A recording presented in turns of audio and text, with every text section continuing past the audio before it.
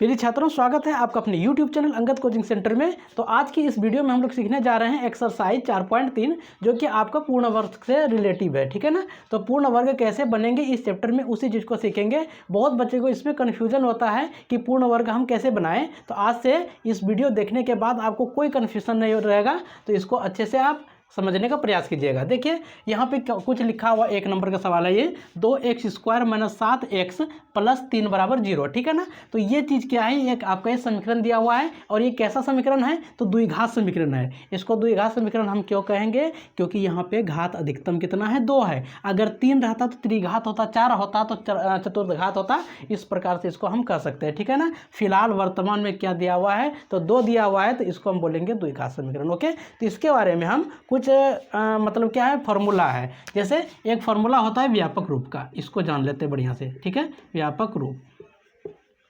तो इसका होता है, इसको हम लोग इंग्लिश में बोलेंगे स्टैंडर्ड फार्मूला स्टैंडर्ड फॉर्म। ठीक है ना। तो ax² + bx + c = 0। तो ये भी आपका एक तरह से क्या हो गया, समीकरण, क्योंकि यहाँ भी बराबर दिया हुआ है। ओके। अब देखिएगा, यानी x² का गुणांक अगर कोई पूछेगा x² का गुणांक क्या है, तो हमको बताना है a है। क्यों, क्योंकि a और x² के बीच में कुछ नहीं तो गुना छुपा हुआ है। क्या छुपा हुआ है, गुना। तो हम कह सकते हैं x² का गुणांक क्या है, a है ना। या तो a का गुणांक क्या है, x² प्लस, तो b का गुणांक कौन होगा दोस्तों, तो x होगा। और x का अगर पूछेगा तो क्या होगा, तो b होगा, क्योंकि b और x के बीच में संबंध गुणा का है। किसका संबंध है, गुणा का संबंध है। तो यहाँ पे ये चीज़ हो गया, तो ये a हो गया x² का गुणांक, b हो गया x का गुणांक, तो ये c क्या होगा, ये तो किसी के साथ गुणा नहीं है। तो इसको हम लोग बोलेंगे ओचर पद। क्या कहेंगे, इसको ओचर पद कहेंगे। ठीक है। तो अब देखिए, अब इसी वाले टर्म को अब यहाँ पे हम नोट कर लेते हैं। ठीक है, ध्यान से देखिए, कोई दिक्कत नहीं है, एकदम बिल्कुल सरल से हम बताएंगे आपको। इस चीज़ को अब हम यहाँ पे लिख देंगे। यहाँ पे 2x² - 7x + 3 = 0, यानी कि इसी बात को हम यहाँ पे नोट कर दिए। कोई दिक्कत नहीं है। अब क्या है ना कि x² यहाँ भी और x यहाँ भी। ठीक है। अब देखिए, ये दोनों तो मैच कर रहा है, क्या ये और ये मैच कर रहा है, नहीं। तो इसलिए जो मैच नहीं कर रहा है तो उसका मान वही हो जाएगा। ठीक है। तो a मैच नहीं कर रहा है ना, तो a का मान क्या हो जाएगा दोस्तों, 2 हो जाएगा। b मैच नहीं कर रहा है, b और 7, तो b का मान क्या हो जाएगा, 7 हो जाएगा। और c जब मैच नहीं कर रहा है तो 7 का मान क्या हो जाएगा, यानी c का मान तो 3 हो जाएगा, है ना। अगर हम कह सकते हैं कि x का गुणांक यहाँ पे कौन है, तो 2 है। यहाँ पे x का गुणांक कौन है, तो a है। ये दोनों क्या है, गुणांक है, इसलिए हम गुणांक का मान को यहाँ पे हम रख दिए। ओके। अब इसी चीज़ को अब यहाँ पे हम एक्सप्लेन करेंगे। थोड़ी सी वीडियो लंबी होगी, कोई दिक्कत नहीं, बट आपको एकदम बिल्कुल आसानी से हम बताने का प्रयास कर रहे हैं ताकि हर एक पॉइंट आपके माइंड में घुस जाए। इस वीडियो को देखते रहिए और आराम से आपको पक्का है कि पूर्ण वर्ग बनाना एकदम आपके लिए चुटकियों का खेल होगा दोस्तों। ठीक है। या भी लिखते हैं a बराबर कितना होगा, 2, है ना। और b बराबर क्या हो जाएगा, -7, और c बराबर क्या होगा, 3 होगा। ठीक। अब इसमें द्विघात समीकरण में एक फॉर्मूला आता है जिसको हम लोग बोलते हैं क्या, d। क्या बोलते हैं, d फॉर क्या होता है, डिस्क्रिमिनांट होता है ना, विविक्त कर उसको बोलते हैं, विविक्त कर। ठीक है। तो अब उसको अगर लिखना है तो d बराबर क्या होता है b² - 4ac। ठीक है। अगर आप द्विघात समीकरण में इससे पहले वाले चैप्टर से पढ़े होंगे तो पक्का है कि आपको ये सारी चीज़ का जानकारी होंगे। ठीक है ना। अगर नहीं है तो कोई बात नहीं है, यहाँ से अब हमको नया चीज़ करना है और हमको सीखना है अच्छे से। d बराबर b² - 4ac हो गया, है ना। अब क्या करते जानना है, ये d है क्या। अब देखिए, अब d में भी 3 कंडीशंस होता है। कितना कंडीशंस होता है, 3 कंडीशंस, जो कि हम अच्छे से हम आपको समझाने का प्रयास करते हैं। ओके।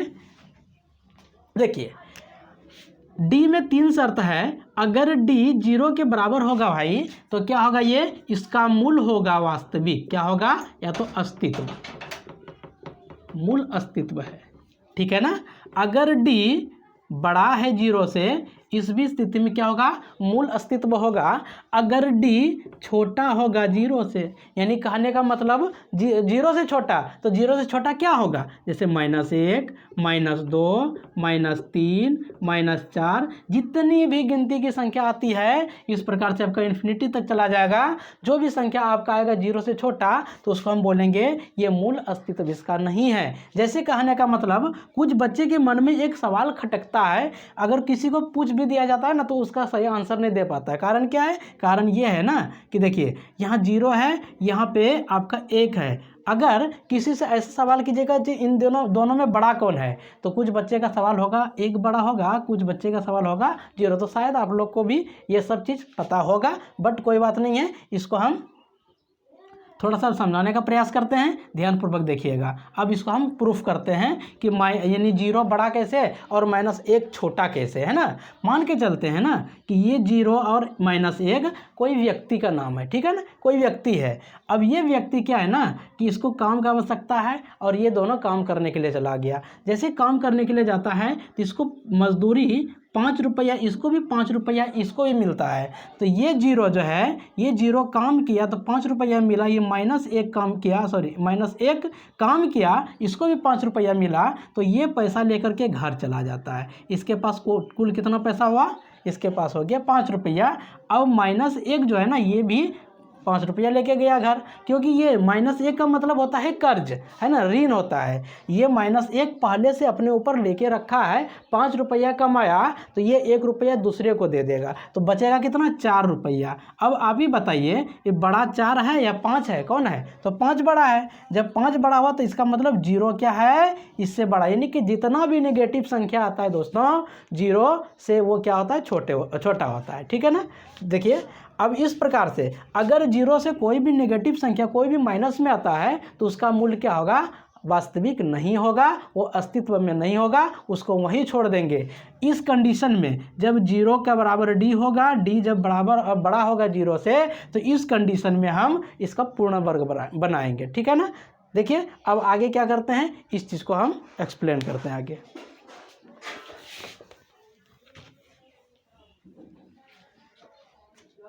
ठीक है, अब यहाँ पे क्या है, d बराबर, यहाँ पे b का वैल्यू कितना है, तो b का वैल्यू है आपका दिया हुआ यहाँ पे देखिए b का है -7, तो b के जगह पे -7 का होल स्क्वायर -4 गुना a का मान कितना है 2 गुना c का मान कितना है 3 है। तो d बराबर -7 का अगर करेंगे ना तो स्क्वायरिंग कितना होगा, 49 माइनस इसका होगा 8 दूनी 16, नहीं 4 दूनी 8 तिया 24 हो जाएगा, ठीक है ना।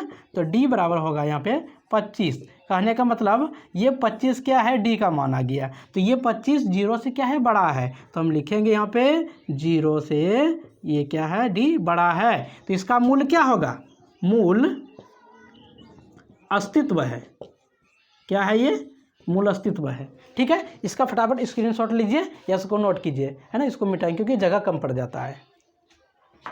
हमको उम्मीद है कि आप उतार लिए होंगे या तो स्क्रीनशॉट ले लिए होंगे। चलिए आगे बढ़ते हैं। अब इसका पूर्ण वर्ग बनाना है, क्या बनाना है, पूर्ण वर्ग बनाना है। तो कैसे पूर्ण वर्ग बनेगा, इस चीज़ को आप ध्यान से देखिए, ठीक। देखिए यहाँ पे जो है आपका, यहाँ पे जो दिया हुआ है 2x² - 7x + 3 = 0, ठीक है ना। जो x² है ना, x² का कोफिशिएंट यानी गुणांक कौन है, 2 है, x का गुणांक कौन है, 7 है, तो 3 का तो कोई गुणांक है नहीं। चलिए कोई बात नहीं है, यहाँ पे गुणांक जब नहीं है तो यहाँ पे x² का जो भी गुणांक है उसको क्या करना है, उतने से पूरे समीकरण में भाग देना है। क्या कर देना है, उतने से। अगर यहाँ 2 है तो यहाँ पे क्या करना है, सब में हम 2 से भाग लगाएंगे। अगर 3 रहता 3 से भाग लगाना पड़ता, 4 रहता 4 से भाग लगाते, 5 रहता 5 से भाग लगाते। ऐसा क्यों, क्योंकि ये जो x² है ना, x² इसको अकेला रहना पड़ता है, इसको हम अकेला रख सकते हैं, ठीक है ना। तो अकेला जब रखेंगे तो हमारे लिए बनाना एकदम बिल्कुल क्या होगा, सिंपल हो जाएगा।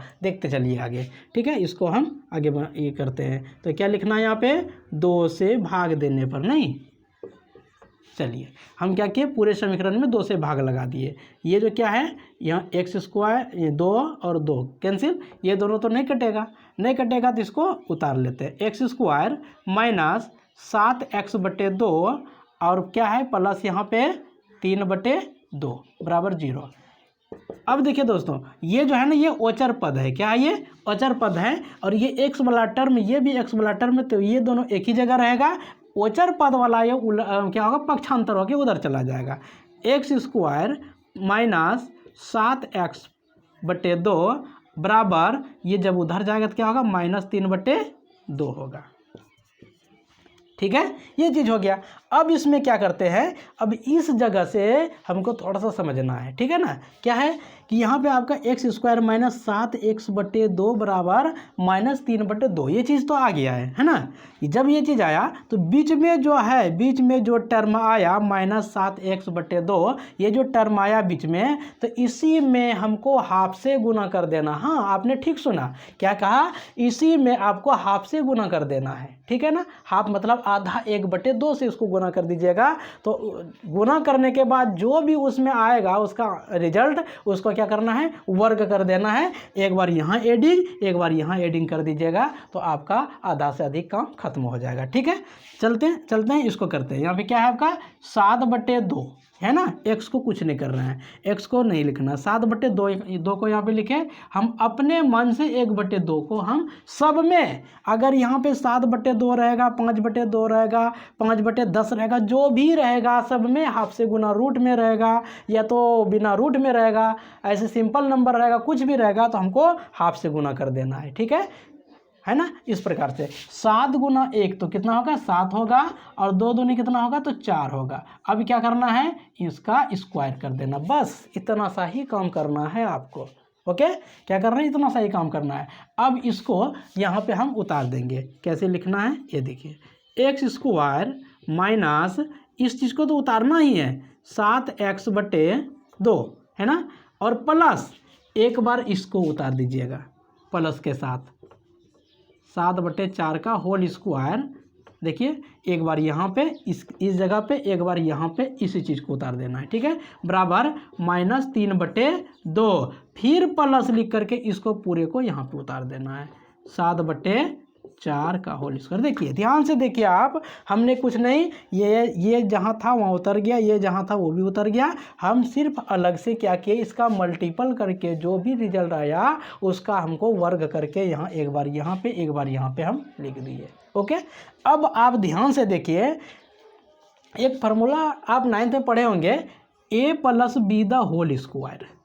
ठीक है, बराबर होता है a² + 2ab + b², ये होता है ना। तो ये यहाँ पे क्या है, ये जो a² है, यहाँ जो b² है ना, तो ये चीज़ क्या है आपका, तो उसी के प्रकार, उसी के जैसा यहाँ पे काम कर रहा है। यहाँ भी x का स्क्वायर, यहाँ भी क्या है, 7/4 का स्क्वायर, जैसा यहाँ पे आप देख रहे हैं, है ना, यहाँ पे उस प्रकार से है। तो अब हमको क्या करना है, तो इसी के फॉर्म में, इसी का फॉर्म में लिख देना। यानी इसको, ये जो फॉर्मूला है, इसको अगर प्रूफ करेंगे तो मेरा निकल के ये आएगा, अगर इसको तोड़ेंगे तो निकल के ये आएगा। ठीक है, जैसा ये जो है ना, इसको हमको शॉर्ट में लिखना है ना, कैसे लिखना है, इसको छोटा करके लिखना है। तो कैसे छोटा करके लिखना है, देखिए, x² के जगह पे x को लिख दिए। ठीक है, अब यहाँ पे क्या करना है, यहाँ पे स्क्वायर को कुछ नहीं कर रहे हैं, तो स्क्वायर वाला टर्म खोजिए, कहाँ पे, यहाँ पे है 7/4, तो 7/4 को भी हम यहाँ पे लिख दिए। अब लिखने के बाद स्क्वायर यहाँ भी नहीं लिखे, यहाँ भी, यहाँ नहीं लिख रहे स्क्वायर, है ना, ये x 7/4 यहाँ पे लिख दिए। अब इसको क्या करना है, ब्रैकेट लगा देना है, यहाँ स्क्वायर है, यहाँ पे स्क्वायर आपका आ गया। ओके, कोई दिक्कत नहीं है। अब क्या करना है, अब हमको यहाँ पे थोड़ा सा देखना पड़ता है कि प्लस होगा कि माइनस होगा। तो देखिए, ये जो बीच वाला टर्म है, तो इस टर्म को लिखे हैं, नहीं लिखे, तो इस टर्म के पास कैसा चिन्ह है, तो माइनस का चिन्ह है, तो माइनस दे दिए। अगर प्लस रहता तो प्लस देते, अभी क्या है, माइनस है, तो इसलिए माइनस दिए। ठीक, अब यहाँ से लेकर के यहाँ तक का मेरा काम खत्म। ओके, यहाँ से लेकर के यहाँ तक मेरा काम समाप्त हो गया। अब क्या करते हैं, अब इसको आगे की ओर बढ़ाते हैं, -3/2 प्लस इसका स्क्वायरिंग करना है, तो 49, इसका कितना होगा, 16। ठीक, 16 होगा। अब यहाँ पे x - 7/4 का होल स्क्वायर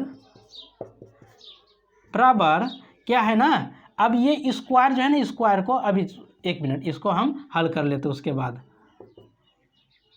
अब इन दोनों का जब एलसीएम लेंगे तो निकल के कितना आएगा, यहाँ पे आपका 16 आएगा। कितना बार पढ़ाना है इसको, जो 16 का 8 बार, तो 8 से इसको गुना कर दीजिए, 8 × 3 = 24 प्लस 16 कम 16, 16 से इसको 1 से इसको गुना करेंगे कितना होगा 89 होगा। ठीक है, अब इसी चीज़ को ऊपर लिख देते हैं।